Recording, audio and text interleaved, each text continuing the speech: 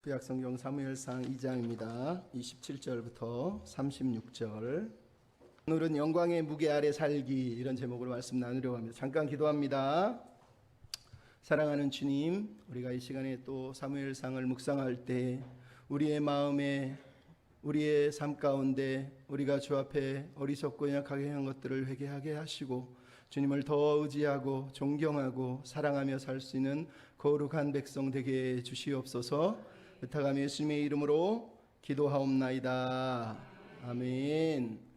2014년 8월에 우리나라의 프란체스코 교황이라고 하는 분이 방한을 했습니다. 방한하셔서 이슈가 됐던 이유는 그분이 국산차를 꼭 타고 싶은데 소형차로만 준비를 해달라 해서 국산차 중에 소형차를 1600cc가 되는 차를 탔다는 것이에요. 그분은 교황 즉위할 때부터 내가 화려한 차를 타고 싶어진다 한다면 지금 굶어 죽어가는 아이들을 생각할 때 너무 부끄럽다. 그래서 나는 절대 그럴 수 없다. 그러면서 교황 즉위 때부터 가장 소형차를 타려고 애쓰셨던 분이라는 거예요. 그게 2014년 8월입니다. 그리고 두 달이 지난 2014년 10월 달에 10월 7일 뉴스를 보면 총리실 산하 26개 연구기관에 있는 원장 17명이 국책연구원장으로서 지내는 동안에 장관급 차를 타면서 과시용 의전비를 엄청나게 받아 누리면서, 그리고 이 공무원들은 2800cc 이하의 차량을 타라고 권고를 했음에도 장관급 차를 타고 다녔다는 거예요. 나아가서 그들은 법인카드를 가지고 향수 40만 원, 명품 넥타이, 양주 이런 것들을 샀고, 백화점에서 유기농, 매장에서 오이, 토마토, 고구마, 알타리무, 빵 이런 것들을 샀음이 밝혀졌다는 거예요. 세상에 그 대단한 교황은 소형차를 타려고 애쓰는데 별것도 아닌 공무원들이 임금처럼 살고 싶어서, 황제처럼 살고 싶어서 그 많은 돈을 유용하면서 법인카드로 긁어가면서 그렇게 살았다라는 거예요. 여러분, 섬기라고 허락된 자리에서 힘과 권력만 있으면 우리는 누리려고 합니다. 섬기는 것은 개나 줘버리는 현상들이 너무 많다는 거예요. 여러분, 종교계는 다르겠습니까? 어느 목사님이 우연히 해인사를 지나가다가 커피를 마시려고 찻집에 들어갔습니다. 그래서 찻집하고 주인하고 얘기를 하다 보니까 이 여자분이 어려서부터 성철 스님한테 사랑을 받고 자라서 커서 결혼해서 서울에 살다가 다시 해인사로 내려와서 거기서 찻집을 하면서 사는 거예요. 그런데 목사님이 물었어요. 요즘 스님들은 어떠세요? 그랬더니 그 여자분이 그렇게 얘기했습니다. 요즘 죽냄새 나는 스님이 어디 있습니까? 여러분, 무슨 얘기 하는지 알겠습니까? 중은 속세를 버리고 수행하는 사람을 중이라고 그래요. 근데 우리는 스님이라고 자기들이 부르라고 그래요. 스님이라고 불러요. 스님은 스승님의 준말이에요. 자기가 스님이라고 부르면 안 되고요. 사람들이 스님이라고 부를 수는 있어요. 중요한 건, 중이라고 하는 건 중생을 구제하기 위해서 수행하는 사람들인데, 밖에 나가서 세상처럼 살면서 중 냄새는 하나도 없고 스님 냄새만 풍기면서 산다고 말하는 거예요. 제가 옛날에 삼성동에서 전도사 사역을 하다가 우연히 순댓국집에 들어가서 고기를 먹는데 저쪽 방에서 누가 그래, 조용히 사람보다 조용히. 뭐지? 딱 봤더니 스님들이 거기서 막 순댓고기국을 먹으면서 조용히 이러더라고요. 그래서 여러분, 부끄러운 짓을 하면서 왜 그렇게 삽니까? 중이 숨어서 절간에서 고기를 먹으면 그게 중입니까? 땡중이라고 그러죠. 목사도 마찬가지입니다.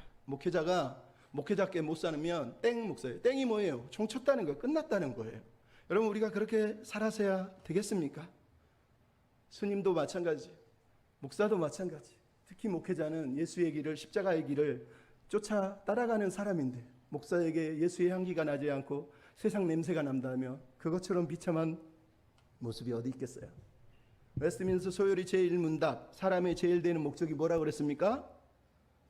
하나님을 영화롭게 하고 그를 즐거워하는 것이. 모든 성도도 마찬가지. 우리가 하나님을 영화롭게 하고 그분을 즐거워하는 것이 하나님께 영광을 돌리는 거예요.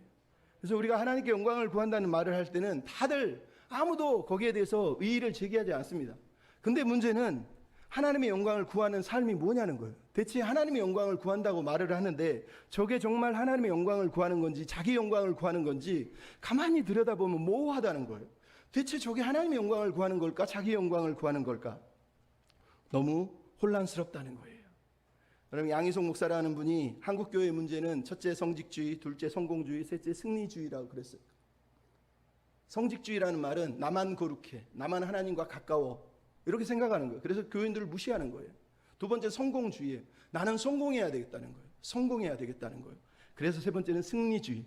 나는 승리한 사람이야, 그러니 나를 우러러봐, 이러고 있다는 거예요. 어저께 김동호 목사님이라고 하는 분이 암투병을 하는데 인터뷰를 했는데 이런 얘기를 해요. 한국교회는, 한국교회 시스템 자체가 담임 목사를 왕처럼 만들 수 있기에 딱 좋은 시스템이라는 거예요. 그래서 결코 목회자를 우상시하거나 신격화하는 일이 벌어지지 않도록 주의해야 한다, 이런 말씀을 하세요. 그러면서 그분이 노푸트 승립교회를 일찍 퇴임하면서 뭐라고 그랬냐면, 나는 교회에서 내 이름을 빨리 지우려고 애썼다는 거예요. 왜냐하면 내 이름이 남아있으면 저 많은 사람들이 계속 내 이름을 부를 텐데 이것처럼 하나님께 영광을 가리는 게 어딨냐, 내 이름을 지우기 위해서 얼른 교회를 나왔다는 거예요. 자기 아들이 목사인데, 너 목사지, 절대 내 주변에 오지 마라, 우리 교회 오면 네가 세습한다 그러니까 오지 마라, 아들에게 얘기했다. 그러면서 너 내가 다른 교회 소개시켜 줄 수도 있는데 그러면 사람들이 또 욕할 거 아니야. 좋은 목사 만나가지고 좋은 교회 갔다고. 나는 소개도 안 할 거야, 네가 알아서 살아. 여기저기 계속 이력서 냈는데 안 됐다는 거예요. 여러분, 이렇게 멋진 사람도 있어요. 그러니까 여러분이 오해하시면 안 돼요. 중요한 건 한국교회의 태락의 이유, 우리의 삶의 모습을 우리가 돌아봐야 된다는 거예요. 우리는 무엇을 추구하면서 대체 하나님의 영광이라고 말하냐는 거예요.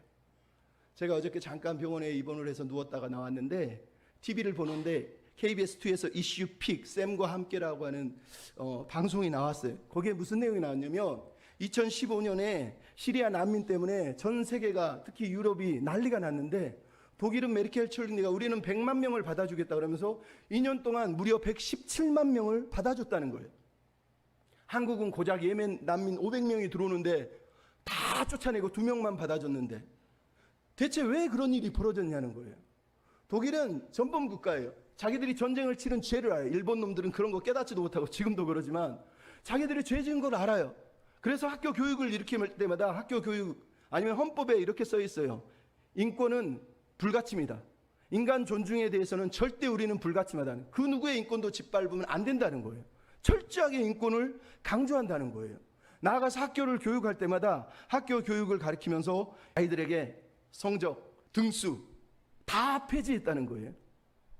그 어느 누구도 성적 때문에, 학차 때문에, 출신 배경 때문에 대학을 못 가는 일이 없도록 아예 폐지를 해버렸다는 거예요. 얼마나 놀라운 얘기를 하고 있는 줄 아십니까? 나아가서 학교 선생님이 수업에 딱 들어오면 첫 시간에 수업 때 이런 얘기를 합니다. 여러분을 환영합니다. 여기는 자유의 왕국입니다. 여러분은 마음껏 여기서 즐기며 재밌게 공부할 수 있습니다. 단 한 가지 잊지 마십시오. 내 말은 믿지 마십시오. 내 말은 믿지 마십시오. 모든 일은 비판적으로 생각하십시오. 이렇게 가르친다는 거예요. 자유의 왕국에 들어왔는데 내 말은 믿지 말라는 거예요. 왜 그랬습니까? 히틀러 한 사람 때문에, 그 한 사람의 말을 맹목적으로 따르다가 인류의 재앙을 일으킨 국가였기 때문에 아이들에게 철저히 얘기하는 거예요. 내 말은 믿지 마라. 나는 신이 아니다. 비판적으로 생각해라. 틀렸으면 틀렸다고 말하라는 거예요. 자유롭게 토론하라는 거예요. 그러면서 죽은 물고기만 강물을 따라 흘러간다. 잊지 마라. 이렇게 가르친다는 거예요. 여러분, 믿어지십니까? 얼마나 놀라운 얘기를 하고 있냐는 거예요. 이렇게 멋있는 국가, 이렇게 대단한 국가를 보면서 우리가 부끄러워졌어요. 독일 교육을 가르친 비렐름 본 홈볼트라고 하는 사람이 이 교육 철학을 만든 이후에 독일은 이런 교육 헌장을 1970년, 무려 50년 전에 만들었다고 합니다. 내용이 뭐냐? 경쟁은 야만이다. 경쟁은 야만이다. 우리는 경쟁하지 않는다는 거예요. 전쟁을 일으키고 인간의 존엄을 철저하게 뼈저리게 깨달은 이후에 그 누구도 학교에서 경쟁하지 못하게 한 거예요.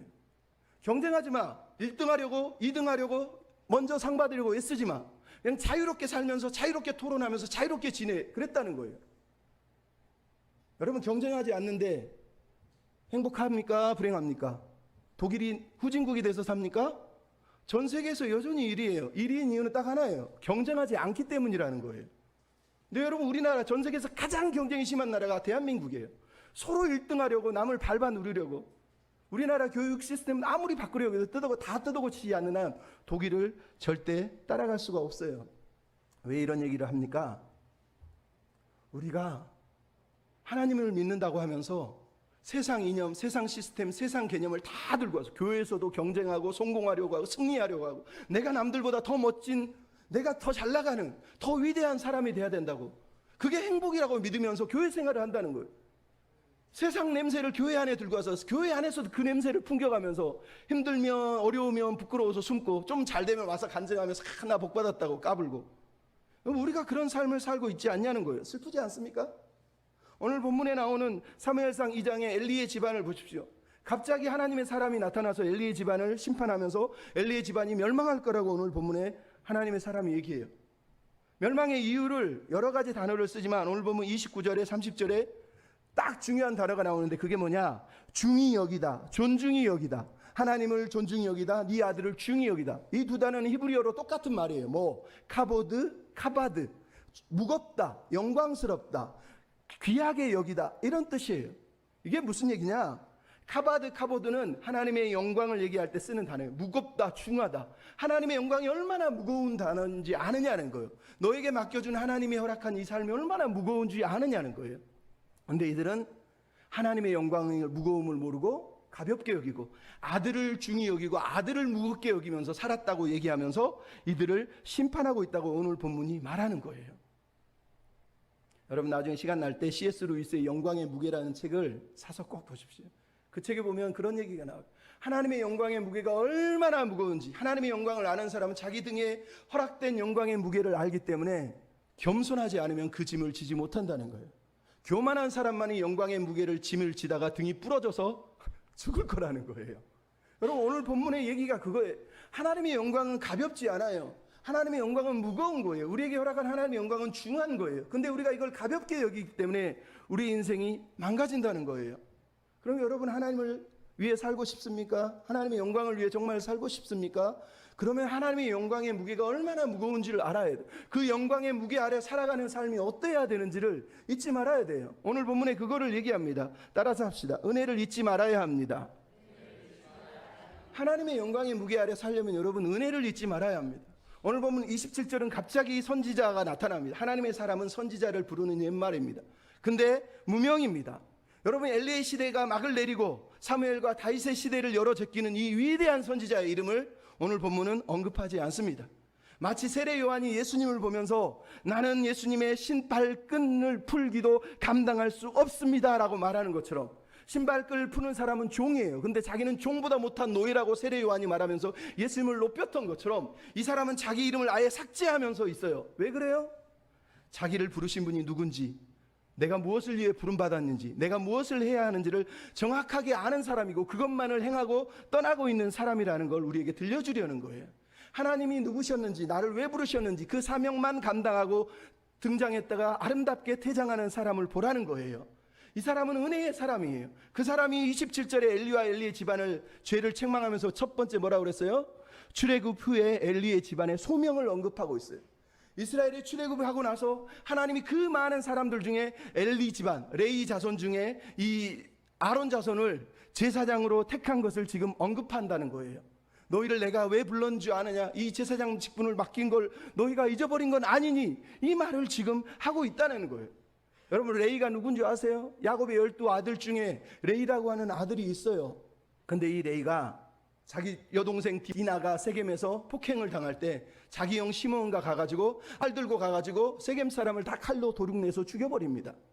그래서 야곱이 창세기 49장에 레위를 저주하면서 너는 이스라엘 땅에 흩어져서 불행하게 살 거야, 이런 의미로 저주를 합니다. 근데 여러분 하나님이 이 저주를 축복으로 바꾸세요. 그래서 레위를 가르쳐서 내가 이스라엘 온 땅에서 너희를 축복해서 이스라엘 땅에 흩어지긴 흩어지되 저주의 백성이 아니라 축복의 통로로 살도록 할 거야 라고 말하면서 하나님이 축복을 하세요. 그래서 30장에 보면 뭐라고 돼 있어요? 내 집과 내 조상이 영원히 나를 섬기도록 하겠다고 언약을 맺었던 일을 언급한 거예요.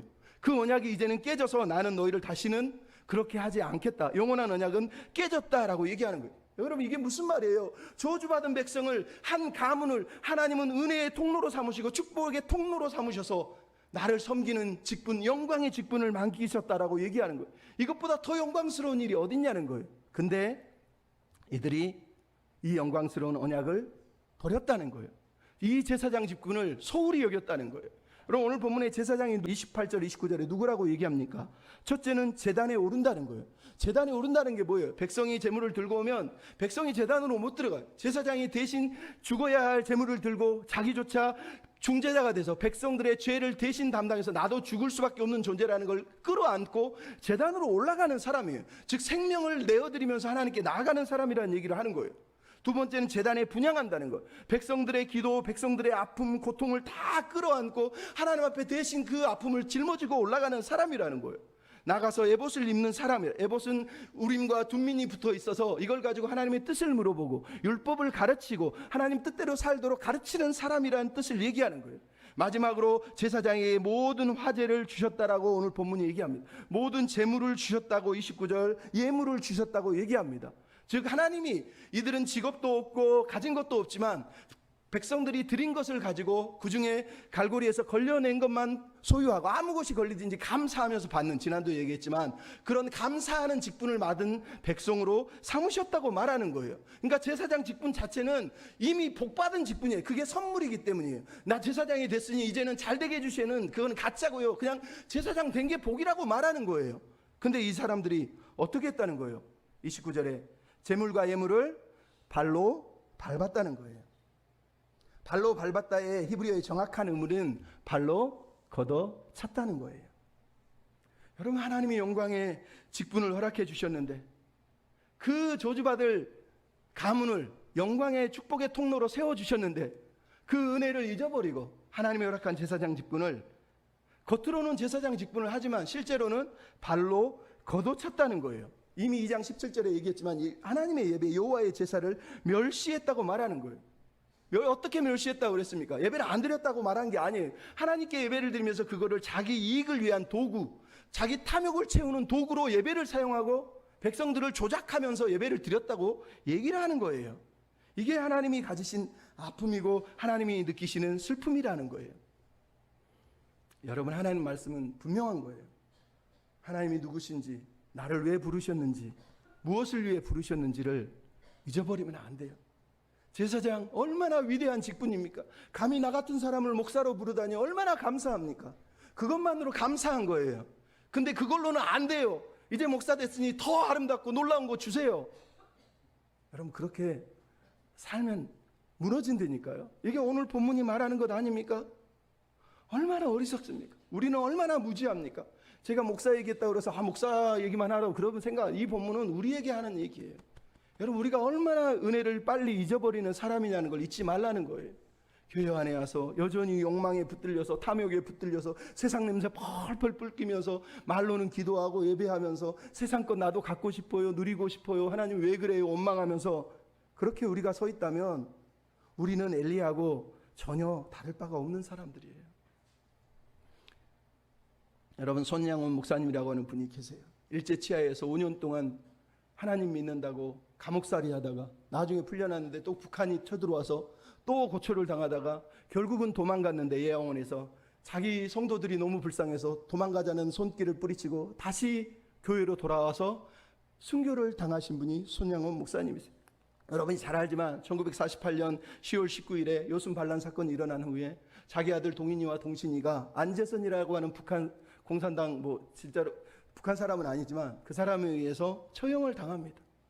근데 이분이 아들이 죽었는데 감사헌금을 내요. 그 당시 월급이, 목사 월급이 80원인데 감사헌금을 1만 원을 냈어요. 여러분, 월급이 80원이라고요. 80원 1년 하면 얼마예요? 800원 플러스 한 1,000원 되겠죠. 그러면은 1만 원이면 10년. 자기 아들이 죽었는데 1만 원을 냈다는, 10년치를 하나님께 그냥 감사로 드렸다는 거예요. 여러분, 이미 들으셨지만 드리면서 감사 기도 제목이 뭐였어요? 나 같은 죄인이 혈통해서 순교자 아들을 주시고 그것도 장자와 차자를 다 데려가셔서 하나님께 순교자로 드리게 하시니, 성도 중에서 이런 보배를 허락하시니 너무 감사합니다. 그냥 죽은 것도 감사한데 전도하다가 총살당해서 너무 감사합니다. 내 아들을 죽인 아들을 원수가 아니라 내 아들로 삼을 수 있는 마음을 주셔서 감사합니다. 두 아들이 천국에 있을 것을 믿어서 감사합니다. 하나님의 사랑을 찾은 기쁜 마음, 여유 있는 믿음을 주셔서 감사합니다. 나에게 분수 넘치는 과분한 큰 복을 내려주신 하나님께 영광을 돌립니다. 여러분, 이 사람이 하나님께 영광 드리는 사람이에요. 무슨 일이 일어나도 내가 누군지, 하나님이 누군지, 하나님 베푼 은혜가 얼마나 큰지를 계속 기억하잖아요. 잊지 않으려고 하는 거예요. 아들을 데려갔는데 그것도 감사라고 믿는다니까요. 왜 하나님 나한테 몸 아프게 하세요? 왜 암 주세요? 왜 우리 집 이랬어요? 왜 남편 데려가세요? 여러분, 감사합니까? 처음엔 안 돼도 감사해야 돼요. 그 사람이 하나님께 영광을 돌릴 수 있는 사람이라는 거예요. 두 번째 따라합시다. 우선순위를 분명히 해야 합니다. 여러분, 오늘 본문에 엘리의 가문이 멸망하는 이유, 죄의 이유를 설명하는 게 29절 하반절 30절에 나옵니다. 뭐라 그럽니까? 나를 존경하는 자를 내가 존중히 여기고 나를 경멸하는 자를 내가 경멸하겠다라고 얘기하는 거예요. 처음에도 설명했지만 존중하다, 중히 여기다, 이 단어는 영광으로 알다, 소중하게 여기다, 가장 무겁게 여기다, 이런 뜻이라는 거예요. 근데 29절에 뭐라고 했어요? 네가 나보다 네 아들을 더 중하게, 더 무겁게 여겼다는 거예요. 하나님이 가장 무겁고 하나님의 영광이 가장 무거워야 되는데 자기 자식이 가장 무거웠다는 거예요. 즉 자기는 교회에서, 우리식으로 말하는 교회에서 예배하고 섬기면서 자기 자식을 위해서, 자기 가족을 건사하기 위해서 예배하는 사람이었다는 거예요. 온전히 하나님께 영광 돌리기 위해서, 내가 하나님의 영광을 위해서 지금 부르셨지, 이게 아니라 우리 집, 우리 가정 내가 어떻게 하면 행복하게 해줄까, 내 아들들 장래를 내가 어떻게 하면 내가 보장할까, 이런 의미로 제물을 받고 헌금을 받고 예배를 드렸다는 거예요. 이 얘기를 지금 오늘 본문에 하는 거예요. 왜 하나님이 엘리 아들들의 죄를 가지고 엘리에게 책망을 합니까? 엘리가 거기에 동조했다는 거. 이미 우리가 지지난주에 봤지만 엘리는 아들들을 책망할 때 가볍게 책망합니다. 뿐만 아니라 엘리는요, 아들들이 기름진 제물을 가져올 때마다 그거를 즐겼던 사람이에요. 얼마나 기름진 제물을 좋아했는지 아십니까? 먹을 걸 너무 좋아했다는 거예요. 그래서 나중에 사장에 보면 죽을 때 어떻게 죽어요? 몸이 삐둥삐둥 뚱뚱해져가지고 뒤로 넘어져서 모가지가 부러져서 죽습니다. 왜요? 늘 아들들이 제사장 드리면서 제물 중에 기름진 음식 가져다 주면 그거 먹으면서 음식 뜯어 먹으면서 아유 조심해 얘들아, 그러면 안 돼, 그러면서 지냈다는 거예요. 이처럼 행한 삶이 어디 있습니까? 하나님을 그래서 나를 업신여겼다, 나를 하찮게 여겼다, 나를 경멸했다라고 하나님이 30절에 평가하고 있잖아요. 어떻게 나를 경멸할 수 있냐는 거예요. 하나님이 지금 자기가 모욕당했다고, 넌 날 모욕했어, 이런 거하고 지금 똑같은 얘기를 하는 거예요. 어떻게 모욕한 거예요? 29절에 보면 백성들이 드리는 가장 좋은 것을 너희들이 취했다는 거예요.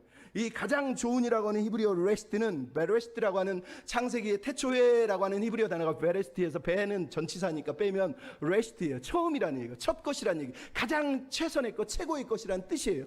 그러니까 가장 최고의 것을, 백성들이 최상의 것을 하나님 당신이 최고입니다 하고 드렸는데 그거를 니네들이 취했다는 거예요. 그러니까 이 엘리와 엘리의 자식들은 하나님을 최고로 우선순위로 두지 않고 자기의 삶을, 자기의 만족을, 자기의 욕망을 최우선순위에 둔 사람이다라고 오늘 본문이 얘기하는 거예요. 그래서 하나님이 경멸을 당하셨다고 말하는 거예요.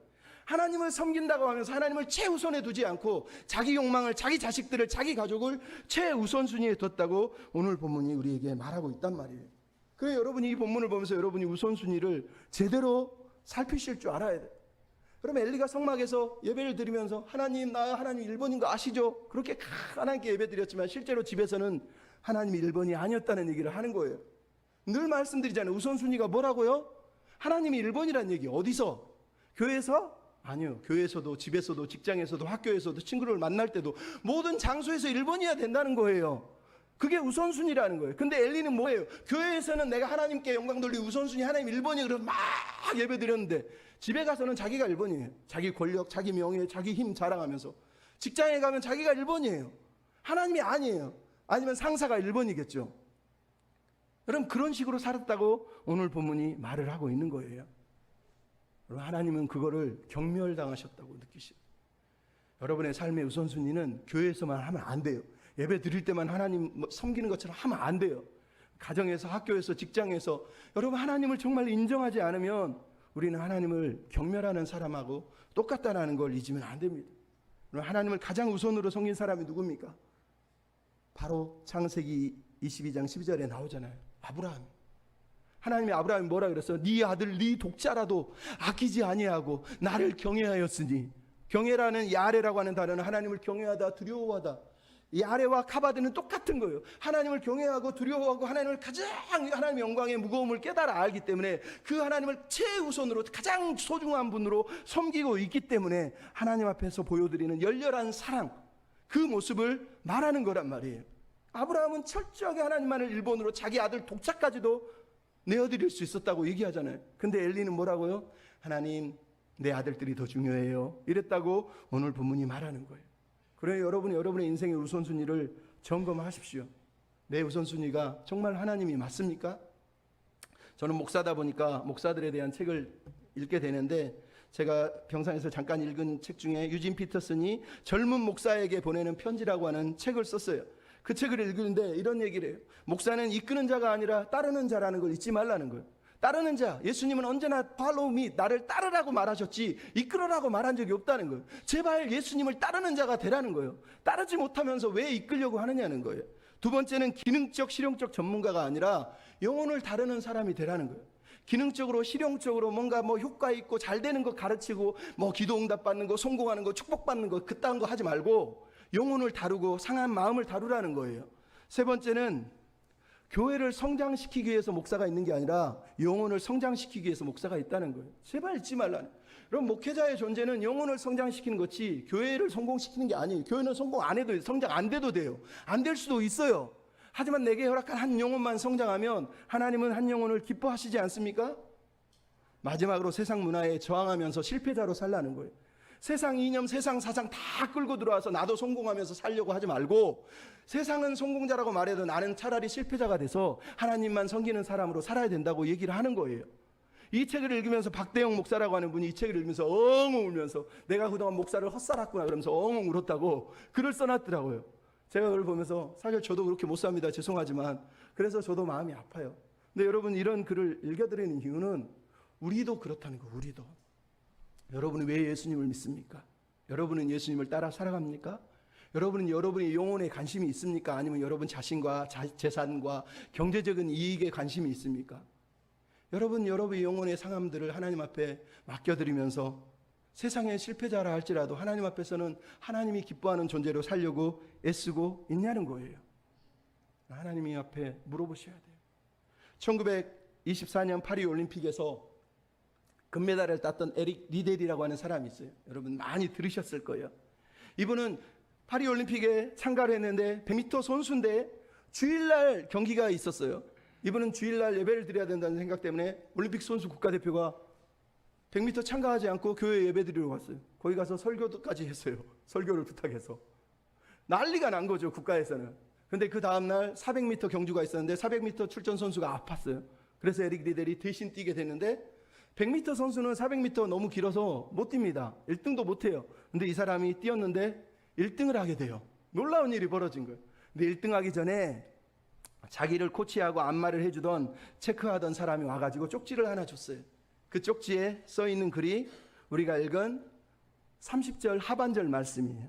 성경에 써있기를 누구든지 나를 존중하는 자를 내가 존중하리라. 이 글을 써서 주면서 하나님을 의지하세요, 기도하겠습니다 이러면서 줬다는 거예요. 여러분, 하나님을 존중하는 사람에게 하나님의 은혜를 베푸셨다는 거예요.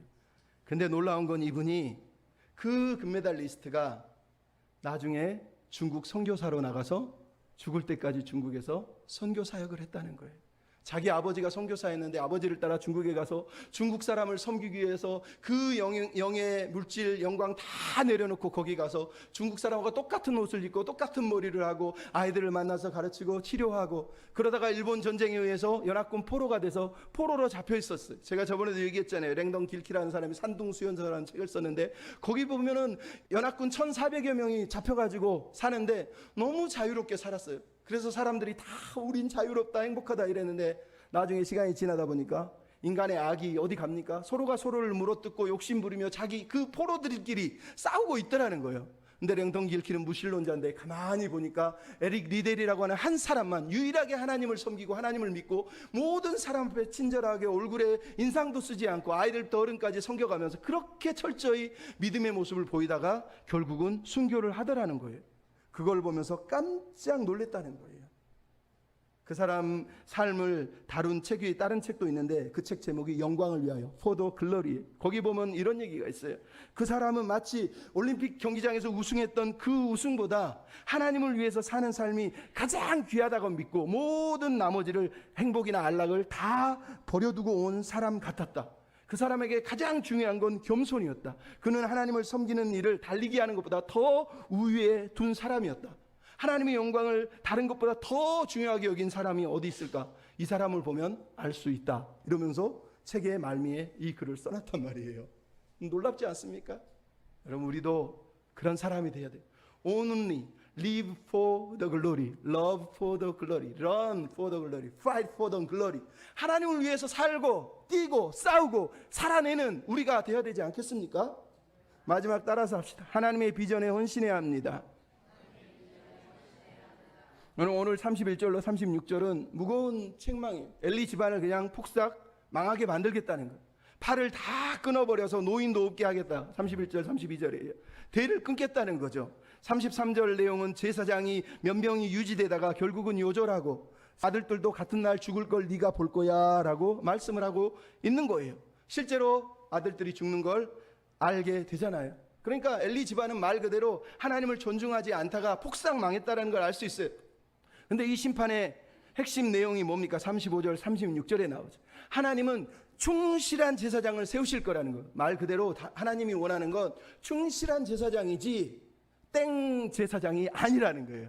땡 목사가 아니라는 거예요. 충실한 제사장. 이 충실한이라는 단어는 아만, 우리가 맨날 하는 히브리어 단어 아만이 아멘에서 나온 거예요. 아만. 충실하다, 성실하다, 변하지 않는다. 항상 하나님 앞에서 변하지 않는 모습으로, 세상에 흔들리지 않는 모습으로 서 있는, 하나님만 섬기는 사람을 아만이라고 말하는 거예요. 충실한 제사장. 말 그대로 뭐예요?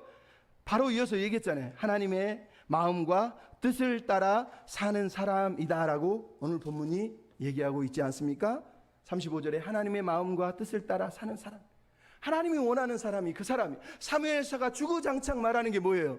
하나님의 마음에 합한 사람이에요. 한나다가 하나님의 마음에 합했고, 사무엘이 하나님의 마음에 합한 제사장이 될 것이고, 다윗이 하나님의 마음에 합한 기름 부은 자가 되어서 하나님의 마음에 합하신 예수 그리스도를 보여주는 모델로 이 사람들이 서 있단 말이에요. 왜요? 왕도 제사장도 선지자도 다 하나님이 원하는 사람은 하나님의 마음에 합한 사람이에요. 성도도 마찬가지. 하나님의 마음에 합한 사람만이 하나님이 기뻐하는 거예요. 엘리는 그렇게 못 살았지만 우리는 그렇게 살아야 돼요. 왜? 사람은 갑니다. 엘리도 죽어요. 사울 왕도 죽어요. 다윗도 죽어요. 뭐만 남아요? 하나님의 비전은, 하나님의 꿈은, 하나님의 계획은 영원히 남아요. 사라지지 않아요. 그럼 여러분, 하나님의 비전에 헌신해야지 사람에 헌신하지 마세요. 사람의 꿈에 헌신하지 마세요. 하나님의 꿈에 헌신하고 하나님의 꿈을 위해서 살아가야 돼요. 하나님의 비전이 무엇인지, 하나님이 무엇 때문에 사무엘을 보내고 다윗을 보내고 메시아를 보내셨는지 너무 분명히 알지 않습니까? 그 하나님의 나라를 위해서 헌신해야 돼요. 그것이 하나님이 요구하는 거예요. 근데 오늘 보면 36절에 엘리의 집안의 멸망의 이유가 뭡니까? 가만히 긁어보면 36절 마지막 절에 뭐라고요?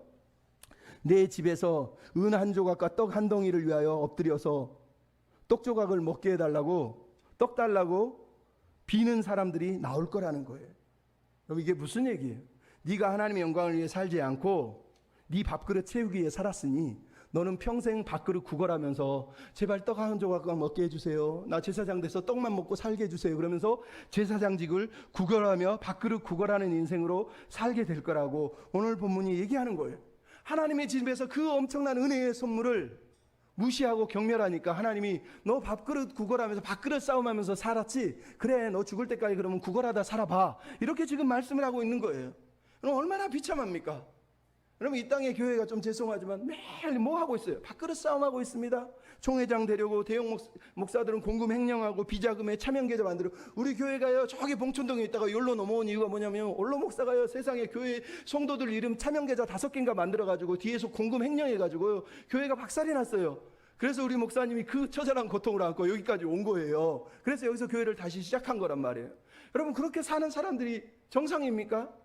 근데 그런 사람들이 너무 많다는 거예요. 매년마다 총회장 되려고 깡패들 불러다가 패싸움하고 여기저기 비자금 돈 돌려가면서 자기가 총회장 명예 한번 누려보려고. 왜 대체 그거를 하려고 하는 겁니까? 무엇 때문에 하려고 하는 거예요? 평생 밥그릇 싸움만 하다가 끝나지 않습니까? 그러면 에스겔서 33장 17절 19절 이런 말씀을 하고 있어요. 하나님이 너희가 두어 웅큼 보리와 두어 조각 떡을 위하여 내 백성을 욕되게 하고 거짓말을 고지 듣는 내 백성에게 거짓말을 지어내어서 죽지 아니할 영혼을 살지 못하게 했다는 거예요. 에스겔서에 써 있는 말이에요. 무슨 얘기? 두어 웅큼 보리, 두어 조각 떡. 생계형 잡범이란 얘기예요. 고작 한다는 게 교회에서 나 밥그릇 채우기 위해서, 밥 먹고 살기 위해서, 빌어먹기 위해서 살았다고 얘기하는 거예요. 얼마나 비참합니까? 네, 여러분, 이게 목회자의 탓입니까? 목사도 잘못해서 그래요. 하지만 목사를 누가 만들어요? 성도가 만드는 거예요. 여러분, 뭐라고 그랬어요? 출애굽기 32장에요. 모세가 저기 하나님과 시내산에 올라가서 대면하는 동안에 아론한테 백성들이 달려와서 제발 눈에 보이는, 모세는 죽은 것 같으니 눈에 보이는 하나님을 만들어주세요. 백성들이 하도 간구하니까 아론이 뭘 만들어요? 금송아지 우상을 만들어요. 아론도 멍청하지만 백성들이 우둔해서 그런 거예요. 민수기 14장에 보면 뭐가 나와요? 하나님이 광야에서 가나안을 주겠다 그러는데 12정탐꾼이 다녀오더니 모세를 때려 죽이려고, 돌을 틀어 죽이려고 하면서 하나님 안 계신 것 같아, 우리 애굽으로 돌아가고 싶어, 그러면서 모세 말고 다른 지도자를 세우겠다고 말하고 있잖아요. 여러분, 사람이 그런 거예요. 목사만 바보가 아니라요, 여러분들이 바보여서 그런 거예요. 여러분이 비판적 사고도 없고 능력도 없고 지혜도 없고 분별할 능력이 없어서 그런 거예요. 고린도후서에 보세요. 뭐라 그럽니까? 성도들이 가짜 선지자들을 받아들이면서 영광의 천사처럼 받아들여요. 그러면서 사도 바울 보고는 아유, 시력도 나쁘고 말도 어눌하고 능력도 없어 보이고 우리는 바울 당신 필요 없습니다, 바울 사도 필요 없습니다, 우리는 저렇게 막 기적이 일어나고 능력이 일어나고 막 뭔가 사람을 일으켜 세우는 사람, 복 주는 사람, 그 사람이 진짜 목사 같습니다. 지금 우리 시대가 그래요. 여러분 중에 막 어디서 뭐 은사 집회한다고 그러고 어디서 계시록 강의한다고 그러고 막 여기저기 쫓아다니잖아요. 왜 그래요? 뭔가 막 능력이 나타나고 막 꿈이 나타나고 뭔가 보여주면 그게 진짜라고 믿는 거예요. 바보예요, 바보. 하나님은 그렇게 일하시는 거 원치 않으세요. 차라리 힘이 없어도, 능력이 없어도 하나님 앞에 성실하고 신실하고 변함없는 사람을 하나님이 기뻐하시는 거예요. 여러분, 고린도후서 2장 17절에 사도 바울이 뭐라고 그러냐? 우리는 수많은 사람들처럼 하나님의 말씀을 혼잡하지 않고 순전한 마음으로 하나님께 받은 것을 전했습니다. 혼잡하게 하다는 이 헬라어 단어가 카펠류라고 하는데, 이거는 행상, 카펠로스라고 하는 단어에서 나온 거예요. 무슨 얘기냐? 사람들은 말씀을 혼잡하게 하다, 이게 무슨 행상처럼 했다는 거예요. 그 당시 도시는 2000년 전에는 도시에서 행상들이, 길거리에 이방인들이 떠돌이 장사들이 많았어요. 그러니까 가짜를 만들어가지고 진짜처럼 팔았다는 얘기를 하는 거예요. 그러니까 그 당시 사람들은 포도주에다 물을 섞는 것처럼, 기름에다가 물을 섞는 것처럼 가짜를 막 섞어가지고 파는 행위를 혼잡하다고 지금 사도 바울이 말하는 거예요. 사람들은 그렇게 혼잡하게 산다는 거예요. 가짜 복음 전하고 가짜 기독교를 전하면서 살았다는 거예요. 근데 자기는 순전한 마음으로 하나님을 전했다는 거예요. 이 순전하다는 단어가 순수하고 온전하다는 뜻이에요. 순수하고 온전하게 행했다고 말하는 거예요. 자기는 싸구려 가짜 복음 파는 것처럼 그렇게 돈 벌어먹기 위해서 살지 않았다는 거예요. 나아가서 4장 10절 2절은 또 이런 얘기를 해요. 우리가 이 직분을 받아 긍휼하심을 입은 대로 부끄러운 일을 하지 않고 말씀을 혼잡하게 하지 않았다. 여기서 혼잡하게 하다는 단어는 둘로라고 하는 단어예요. 이 말은 미끼를 삼다, 이런 뜻이에요. 사람들은 말씀을 미끼 삼아서 사람들에게 미끼를 던져서 자기 야욕을 채우고 자기 욕심을 채우면서 살았지만, 나는 그렇게 말씀을 미끼 삼아 살지 않았다는 거예요. 나는 하나님 앞에서 부끄럽지 않은 양심으로, 선한 양심으로 오직 순수한 말씀만 전하며 살았다라고 사도 바울이 말을 하고 있는 거예요. 그럼 무슨 얘기하는 줄 아시겠어요? 사람들은 미끼를 던져주는 목사를 좋아하고요, 가짜 불량품 섞어주는 목사를 좋아했다는 거예요. 사도 바울이 그게 너무 가슴이 아팠다는 거예요. 나는 순수한 복음을 전하고 순수한 말씀을 전하고 있는데 왜 당신들은 이 하나님의 은혜를 잊어버리고 가짜 복음, 싸구려 복음 그런 것들을 쫓아다니면서 그렇게 사냐고 한탄을 한 게 사도 바울의 말씀이라는 거예요. 오늘 본문하고 똑같은 거예요. 여러분은 대체 어떤 목사를 원하십니까? 여러분이 목회자를 만드는 거예요. 목회자가 여러분을 만들듯이 서로가 똑같은 거예요. 그러기 위해서 서로가 같이 기도하고 같이 겸손하고 같이 공부하고 같이 노력하면서 하나님 앞에 부끄럽지 않은 자로 살려고 애써야 되는 거예요. 그게 우리에게 해야 돼요. 여러분, 제사장은 지금은 없어요. 우리 모두가 하나님 앞에서 거룩한 제사장이라고 베드로 전서에는 말하잖아요. 목사는 역할론이에요. 역할로만 여러분 앞에서 설교를 하고 가르치는 거지, 실제로 우리 모두가 다 영적으로는 하나님 앞에 제사장이에요. 즉 엘리야와 엘리의 가문의 경고는 목회자인 우리만이 아니라 여러분 모두에게 있는 거예요. 여러분이 은혜를 잊어버리고 여러분이 하나님을 최우선으로 두지 않고 여러분이 하나님 위해 살지 않으면 하나님을 경멸하는 거예요. 하나님은 그걸 부끄러워하시고 아파하시고 슬퍼하신다고 성경이 우리한테 말씀하는 거예요. 그러니 여러분 감사하십시오. 은혜가 무엇인지를 잊지 말아야 돼요. 하나님의 은혜를 기억하고 하나님만 사랑하고 그리고 하나님의 비전을 위해서 살아야 됩니다. 여러분, 1940년 주기철 목사님이 감옥에 마지막으로 잡혀서 돌아가시기 전에 일본 순사들 때문에 결국은 잡혀가요.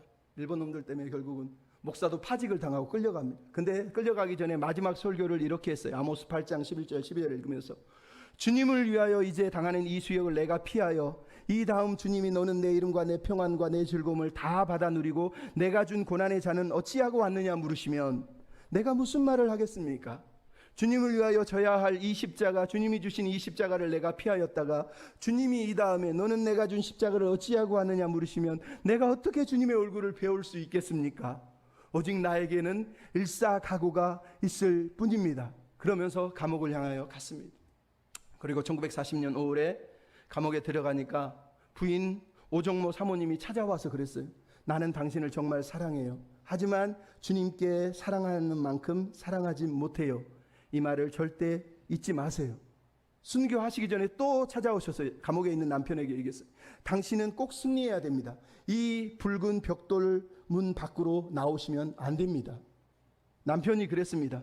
그로써 나는 살아서 이 감옥 벽돌문을 나가지 않을 것이요. 나를 위해서 기도해 주시오. 내 죽음이 하늘의 미랄로 썩게 해 주셔서 산정형교회와 조선교회를 위해서 나를 그렇게 살도록 기도해 주세요. 그리고 나서 심한 고초를 당하다가 1944년 4월 13일 감옥 병동으로 옮겨져서 결국은 돌아가십니다. 돌아가시기 전에 부인을 향해서 이렇게 얘기했어요. 하나님 앞에 가서 한국교회를 위해 기도하겠소. 나를 평양 돌박산에 묻어주어 우리 교회를 지켜봐야 하니까요. 그러면서 그날 밤 나의 하나님 나를 받아주세요 하고 44세의 나이에 하나님께 올라가셨어요. 그럼 이분은 오직 하나님만을 위해서 하나님이 허락하신 자리와 부르신 것이 무엇인지, 무엇을 위해 살라고 부르셨는지를 기억하고 살다가 하나님 앞에 서신 분이에요. 여러분 잊지 않으셨으면 좋겠습니다. 여러분 우리가 다 순교자가 되지 않아요. 지금은 여러분 순교하라고 누가 얘기하지도 않아요. 하지만 순교하는 마음으로 은혜를 잊지 마십시오. 순교하는 마음으로 하나님을 사랑하십시오. 순교하는 마음으로 하나님의 비전을 위해 사십시오. 딱 이것만 읽어드리고 마치겠습니다. 어떤 목사님이 쓴 편지예요. 저도 우리 목사님도 이런 마음으로 살려고 애쓰고 있습니다. 여러분도 그렇게 살았으면 좋겠어요. 사랑하는 여러분, 그대는 이 땅에 한정된 시간 동안 우리에게 맡겨진 하나님의 자녀들입니다. 지식도 인격도 인생 경험도 부족한 나이지만 뿌리칠 수 없는 전능자의 부르심을 받고 헐레벌떡 뛰어나와 감히 당신의 영혼을 돌보는 목자가 되었습니다. 부족하지만 당신을 볼 때마다 내 가슴에는 아련한 바람이 있습니다. 저는 당신에게 예수님을 닮은 목자이고 싶은 바람입니다. 저는 예수님 같은 단정한 연필이고 싶습니다. 공허한 백지 같은 당신의 마음에 영원한 진리를 써내려가는 연필 말입니다. 저는 예수님 같은 시원한 샘물이고 싶습니다. 진리와 사랑을 찾다 지친 당신의 영혼의 갈증을 해결해주는 생수 말입니다. 저는 예수님 같은 바다이고 싶습니다. 당신의 모든 더러움과 깨끗함을 괴로움을 품어 씻어내는 늠름한 바다 말입니다. 저는 예수님 같은 화산이고 싶습니다. 그래서 당신의 얼어붙은 가슴을 예수의 사랑으로 불붙이는 화산 말입니다. 저는 예수님 같은 반석이고 싶습니다. 당신들이 폭풍에 지쳐 고난할 때 쉬어갈 수 있는 든든한 반석 말입니다. 저는 예수님 같은 한이 바람이고 싶습니다. 당신의 눈물과 당신의 피곤한 땀을 시원하게 말려두는 바람 말입니다. 사랑하는 양떼들이여 저를 위해 기도해 주십시오. 가끔 너무나 힘이 듭니다. 시퍼런 말씀의 검을 가진 살아있는 하나님의 종이 되도록, 그래서 하나님의 진리의 대를 쪼개듯 전하되 성령의 기름 부으심이 있는 부드러움으로 전할 수 있도록 권력과 금력 앞에 추호의 흔들림도 없는 거룩한 당당함의 목자, 가난하고 힘든 자를 보며 눈물을 흘릴 줄 아는 따뜻한 마음의 목자가 되도록 스스로를 위해, 여러분을 위해, 민족과 열방을 위해 낙타 무릎이 되어 기도하는 목자가 되도록 기도해 주십시오.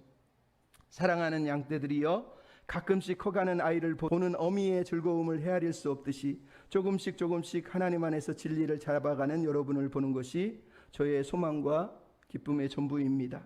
언젠가 사랑하는 예수님 앞에 설 때 제가 자랑할 수 있는 유일한 보석, 그것은 제 목숨과 같이 사랑한 성도 여러분뿐입니다. 여러분 그런 믿음으로 함께 사셨으면 좋겠습니다. 아름다운 교회, 행복한 목회자, 행복한 성도 다 되시기를 주님의 이름으로 축복합니다. 우리 찬양 부르고 기도하고 마칩시다. 하나님, 우리는 연약하고 부족하지만 하나님이 붙들어 주시면 이 부족한 삶도 귀하게 쓰실 줄로 믿습니다. 거룩한 백성으로 구별된 자로 살 수 있도록 도와주십시오.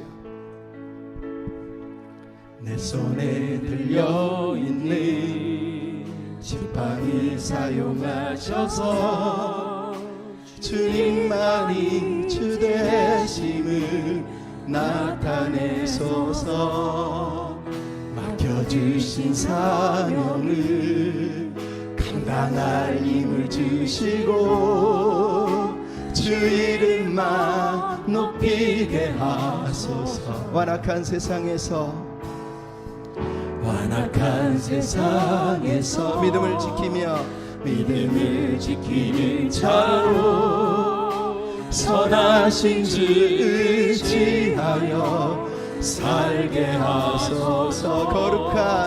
거룩한 백성으로 구별된 주의 자녀로 주 이름만 높이게 하소서. 나의 하나님 찬양합니다. 나의 하나님 그는요 우리에게 유일하신 이름 그 위대하신 찬양의 세상 속에서 구별된 자로 주가 주 되심을 나 선포한 나의 하나님 그는 여호와 유일하신 이름 그 위대하신 찬양의 세상 속에서 구별된 자로 주가 주 되심을 나 선포하. 세상 속에서 구별된 자로 살게 하소서. 세상 속에서 구별된 자로 주가 주 되심을 나 선포하. 모든 영광과 능력을 주님께, 모든 영광과 존귀와 능력 주님만 받아주시옵소서. 받으소서. 영광과 존귀와 능력 받으소서. 주님 모든 영광과 존귀와 능력 우리 주님께 올려드리며 받으소서.